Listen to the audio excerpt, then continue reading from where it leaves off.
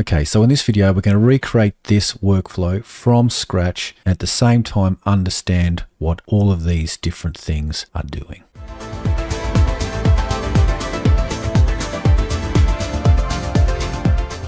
Okay, so let's zoom out a little bit so we can see all of it. Now, if we just move the cursor up there, the top left, hold down Control, and now you can draw a box around everything. Let go, and you can just press Delete on your keyboard, or you can press that bin icon there, Delete. Okay, so that's everything deleted. Okay, let's start rebuilding that from the ground up. So here, model library, okay, checkpoints. We have one checkpoint, which we installed in the last video, Stable Diffusion version 1.5. Okay, so click that, okay, and on the workspace now we have this load checkpoint. If I just zoom in so it's much easier to read. We only have one checkpoint installed, version 1.5 pruned, EMA only, FP16 safetensors. Now pruned means that this version of the model has had unnecessary parameters removed, and this reduces its size and computational cost. EMA only stands for Exponential Moving Average. This is a technique often used to improve generalization during training. It's a smoothing technique. FP16 indicates that it uses 16 bits to represent a floating point number. This is very common in AI models, but your graphics card needs to support this data type, and most NVIDIA graphics cards do, so anything from 20 series upwards. So if you're using a graphics card which is a 1060, for example, it doesn't support FP16, so it's going to really struggle in that case, and that's my experience. And then safetensors is a more recent serialization format used to store the model. In the past, you would see a ckpt format. More about that here. The ckpt uses the Python pickle method, which can contain arbitrary code, increasing its susceptibility to potential security vulnerabilities. Okay, so not saying that these things happen, it's just it scares people, so they came up with something new.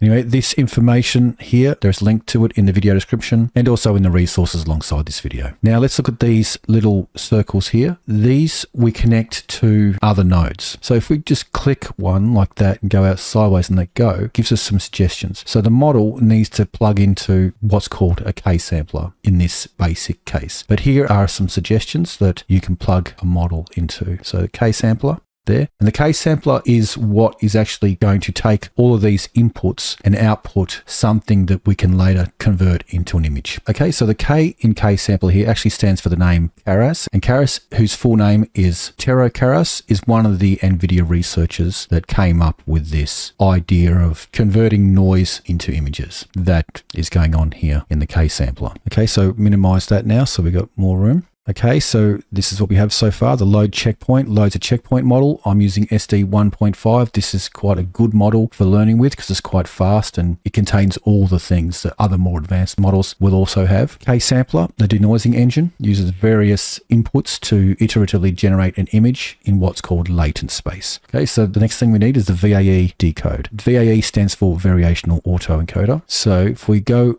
over here and grab this latent here and drag it out, it will give us some suggestions, and VAE decode is the one we want. So variational autoencoder, this is decoding. So the KSampler here, using information from its inputs, will create a representation of that information in something called latent space, which is not really an image, it's more like data. The latent output here is taking that information, putting it into the VAE decode, which will output an image. So if we grab that, it's giving us some more suggestions. This time we'll do save image. Okay, so it's going to save an image and the prefix is going to be comfy UI. You could double click that and change that to something else. And if you just hover over it, you get a tool tip. You can actually put things in like date formatting or just test, then press enter. Okay, so we'll see that in a moment. Now, there's not enough information there to produce a whole image just yet. We need to tell the KSampler a little bit about the positive prompt and the negative prompt. Okay, so if you just hover over that, the conditioning describing the attributes you want to include in the image. Negative, the conditioning describing what you want to exclude from the image.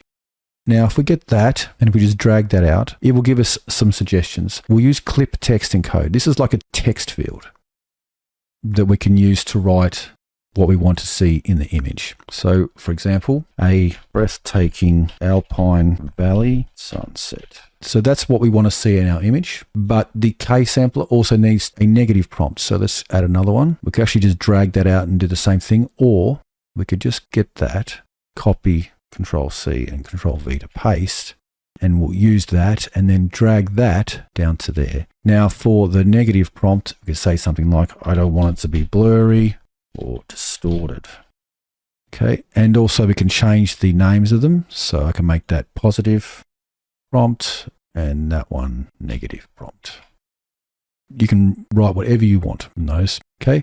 Now the technique used to convert that into something the KSampler understands is also described in this checkpoint here. So it's a particular algorithm that is included with this checkpoint, and many checkpoints will include the component that you should use for converting text into conditionings. But the way we can tell it which algorithm to use is like that. Just drag that down to there. Okay, so we have little lines now pointing to those. Also note the colors there, the clip yellow is expecting to join onto something which is also yellow. Here the conditioning is orange, so orange to orange.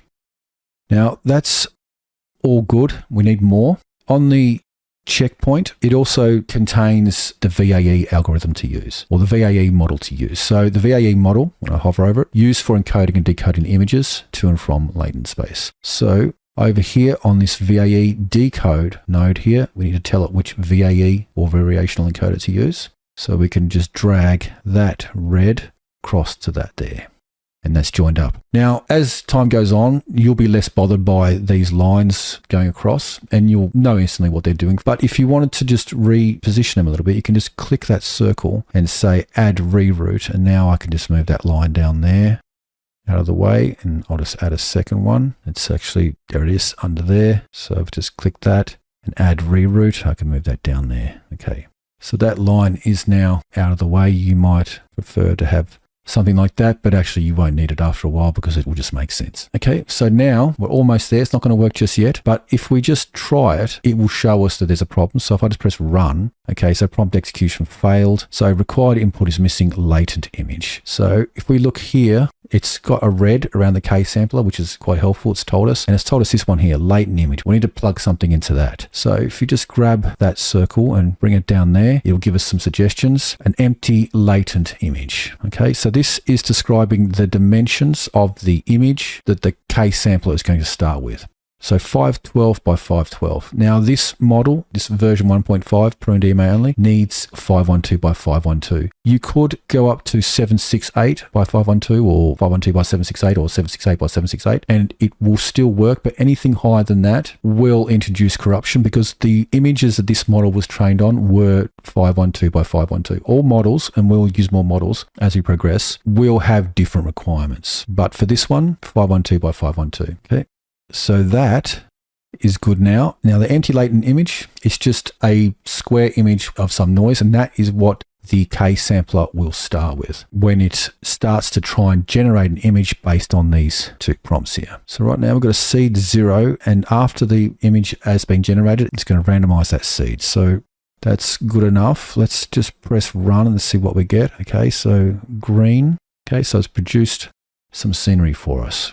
Because we have, I'm just going to move that down there, randomize seed after generate. If I just press run again, I'll get something random again. That looks pretty good. I'll just move that down a little bit. Okay, and we can just have fun and generate lots of them. You could change the prompt if you want, a breathtaking alpine valley. You could do something else. I have some suggestions down here. A car on a dusty road. Like that. And if I just zoom out to watch the whole thing, it'd run. Okay. A car on a dusty road. Okay, very good. I just press run again. We have another one. Seems to be a little bit of corruption in there. The model is like this. It's not perfect, but it's, as I said, it's very fast. So we can generate another one. Come up with something. Very good. Okay, now let's look at more detail at these little things. This seed, because it's being randomized, is making a different image each time. Okay, so different image. We could change that to fixed or increment or decrement or randomize. I'm going to set that to fixed like that and set that to being just anything, a 10 for example. And if we just click that, it's going to generate it, but it hasn't changed the seed now. So if I press run again, it's just going to instantly create the same image. So it didn't really need to do any work then. If we go and look over here in this queue, these are all the images that I've created so far and how many seconds it took to create those images. It's actually quite fast, this model. But here this last one, since the seed and the fixed is the same and I didn't change anything else, it just reproduced exactly the same image again. It didn't need to do any work. Just to show that again, run. Okay, we have another one now, also 0, 0. Okay, so each time you press run or you queue something new, it's only going to go up to the point where things were changed. It's not going to reload the checkpoint or reprocess the positive negative prompts or empty latent image. It's only going to process at the point where something was changed. Okay, so if you don't want those in this view, you can just right click and just delete those. Okay, so we're only seeing those now. I'm going to just minimize that again. So I've got some room. Okay, let's now keep this seed and this fixed and start looking at these other options here. Steps is how many iterations it's going to go through as it builds the image. If you do steps 1 and press OK and press run, it's only tried to convert those prompts into an image using 1 step. So it's not very good. So we can make that a little bit better. Let's try 2, run. Didn't get much difference there. Let's try 3, run. You can see it's getting a little bit better. 4 and 5. Yep, we can see. And the more steps, you can see the better it's getting, the more thinking going into it. Now let's just put that back to 20 and have a look again. So 20 and run. Okay, so you can see the more steps you do, the more thinking is putting into it. If you were to increase it even more, we're not really going to see anything extra. Okay, so it's a little bit more defined there, but it takes a bit longer. So let's try 40, okay, and we'll see that the KSampler takes a little bit longer. So it's a bit slower now. So you want to balance quality with speed. So if we look at, well, that there, 4.17 seconds, 3.24, and 2.3, 0.87. 0.77. So the lower steps I was using, the faster it was generating some kind of image for us. Okay, so I'm going to put that back to 20 because that is quite a good number for this particular model. And see what this CFG does. This is classifier free guidance. I just hover over that. It will say that the classifier free guidance scale balances creativity and adherence to the prompt. High values result in images more closely matching the prompt. However, too high values will negatively impact quality. So we can experiment with that. We can set that down to 1 and see how much it adheres to these prompts here. Run. Okay, so it's kind of quite interesting actually, I think. Let's try a 2. Just press that. Okay, so it's looking even better. So 3 and 4. Okay, I did say car and dusty roads seems to be losing the cars after some time. 5. Okay, let's try a different seed anyway. 11.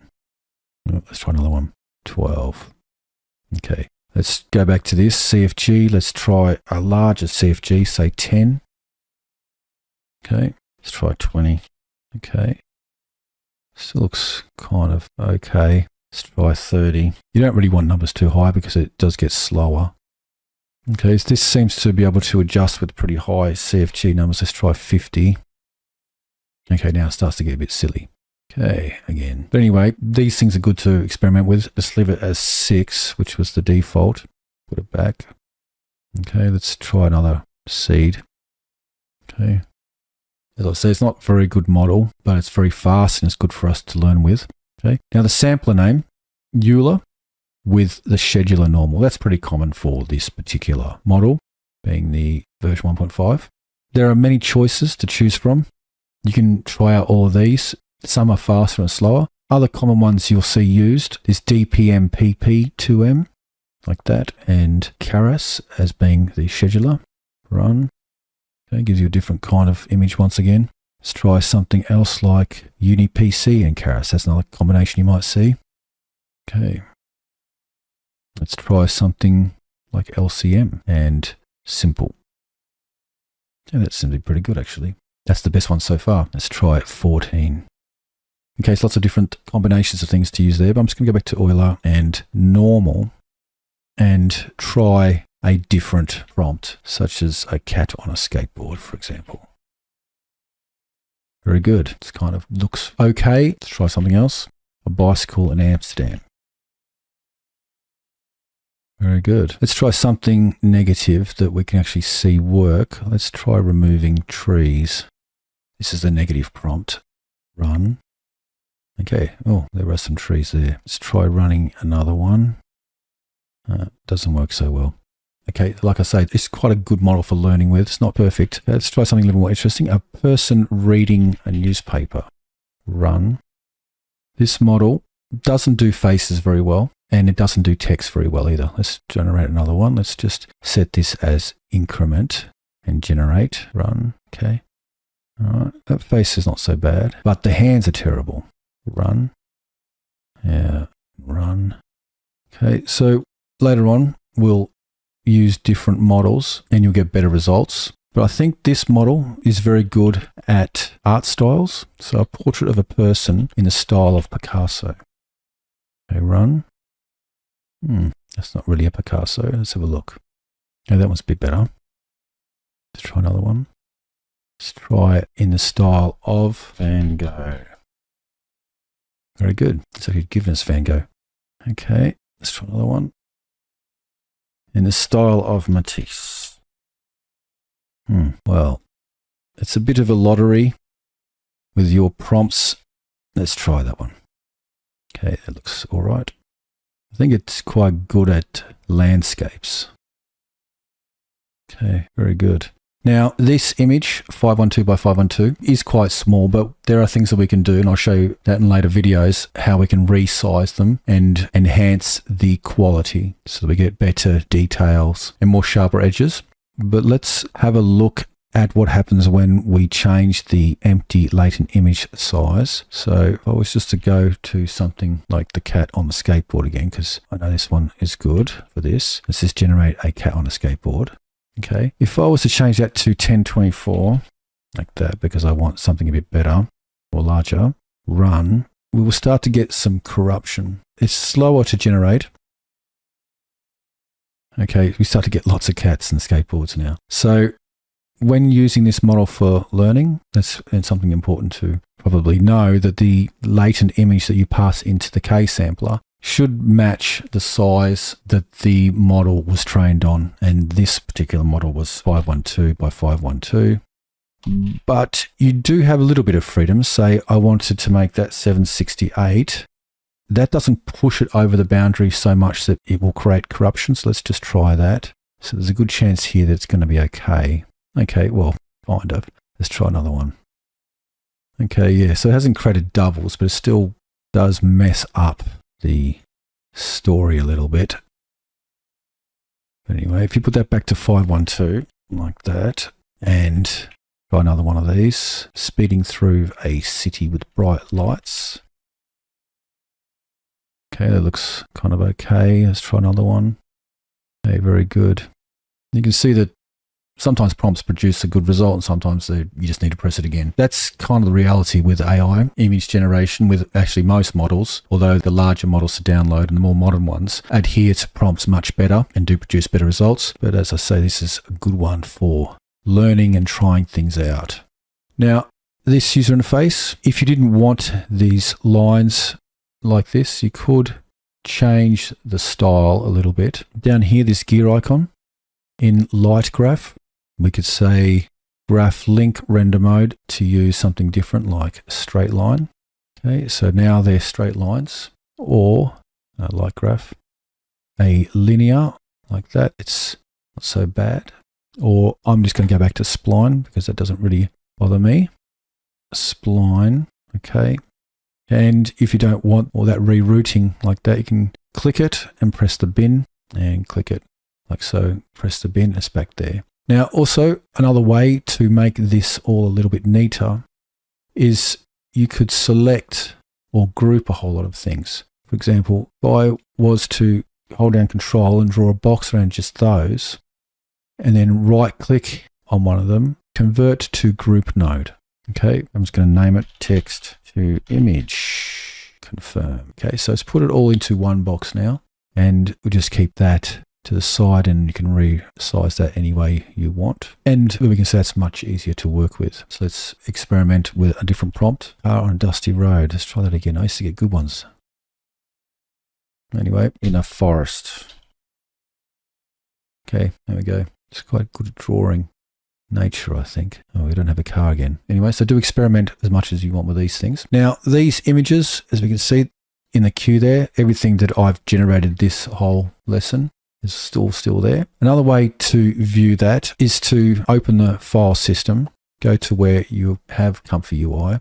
In the Comfy UI folder, in output, we have all the images that have been generated so far. So you'll be able to find everything you've generated. Now, if there's anything you liked from that, you can drag that back into Comfy UI. Okay, so I've just got my two windows side by side here. If I'd say I wanted this particular image again, I can drag that into Comfy UI, and this workflow exists again. The workflows are embedded in the images, the PNG images that it outputs.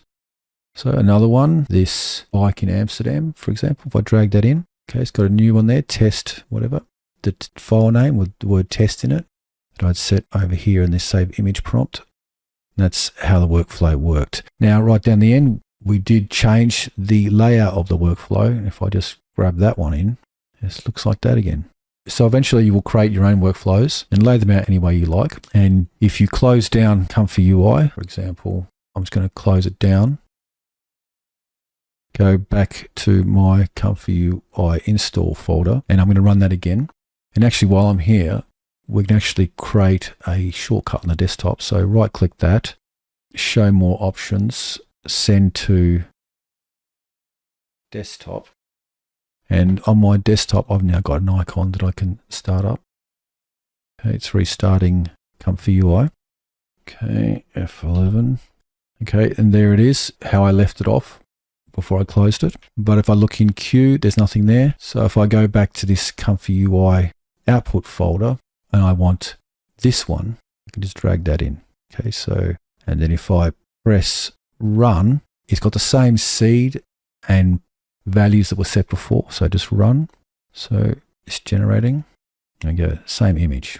Very good. And you can actually share that image with your colleagues and they can drag that into Comfy UI and have the same settings as well. Okay, so now you can try all these different prompts yourself, come up with anything new. Also, another good feature about these images, this is the image from the first lesson, and I've just put it into my documentation on this web page, just so that we can see that you can actually drag this from the web browser as well into Comfy UI. So if I was to drag that from the browser into there, I've got, once again, the workflow using that image. So my website here will contain images that you can drag into Comfy UI with the workflows also embedded in them. And that works only for images that were created using Comfy UI, which I think is a really good feature of Comfy UI and being able to share your creations with other people. Anyway, hopefully that gives you a little bit more confidence about what's going on inside this user interface here. And if there was too much, you always can come back and watch the video again. Anyway, excellent.